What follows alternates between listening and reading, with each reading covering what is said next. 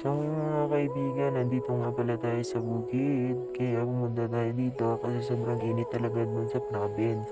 Kaya nandito na kaming lahat ng kaibigan ko. Kami lang nga pa pala tatlo.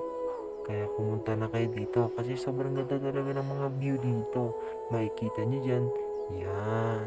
So makikita nyo rin dito. Sobrang ganda. Sobrang sulit talaga ng pagpunta ko dito. Kasi sobrang lamig at marami ding mga hugs dito.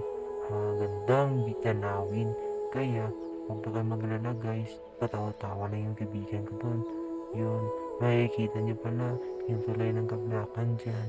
So, dyan yung patay na sapa. Talagang sulit na sulit mga parts. Yan. Pagkita ko sa inyo na lang. Sobrang sulit talaga ng pagkapunta namin dito. Kaya huwag na kayo maligoy-ligoy guys. Pumunta na kayo dito. Talbasak lang pala to sa Maasim Sarangani Province. Huwag na kayo mag-alala sa daan. Sobrang sulit talaga ng daan dito sa amin. Kasi samintado na talaga lahat. Yan.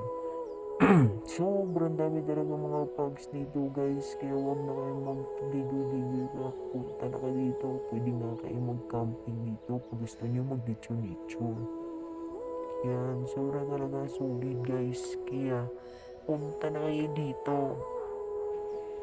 Makikita nyo dyan kung gaano kaganda, kasulit talaga yung hugs natin dito guys. Kaya punta na kayo.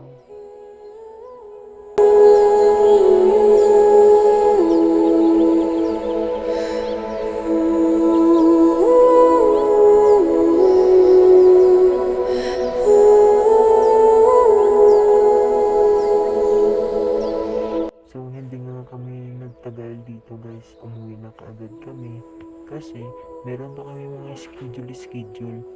So yun, samahan nyo kami sa aming biyahe.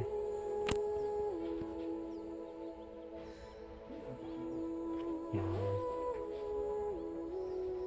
So dito na nga magtatapos ang aking video guys.